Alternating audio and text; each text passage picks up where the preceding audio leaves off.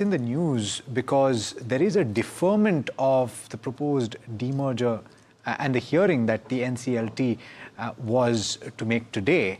They've pushed it all the way to the 17th of September. And this is a setback for a company that was looking to complete this demerger last year. It was then pushed down the road to March of this year, and then it's likely to get pushed even further. If you were unfamiliar with what this is about, and it's quite possible because it's an old case, there are 5 companies that are set to be created as part of this demerger, and there will be multiple businesses and business lines that will be formed as a result, or at least that is a proposal, and shareholders of Vedanta are expected to get, under the proposal, a 1:1 issuance of shares in the newly created entities.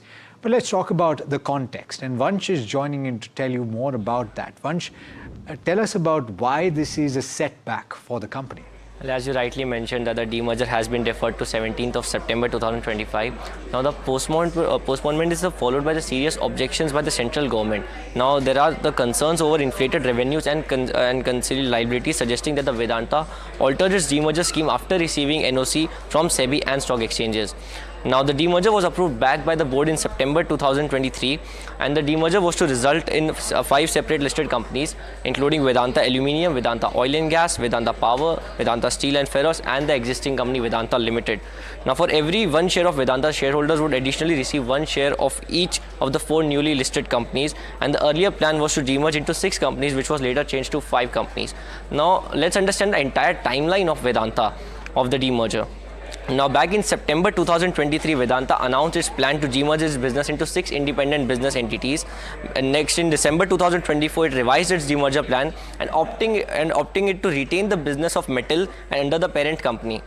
Further, in 18th of Feb 2025, the company received support from shareholders with over 99.5% voting in the favor of the company. And in March 2025, NCLT rejected the demerger scheme filed by Talwandi Sabu Power. Now, this is a part of the Vedanta's power business, citing non-disclosures. Next, in March 2025, Vedanta announced an extension of the demerger deadline from 31st of March to 30th September. Later, 2 instances happened in May.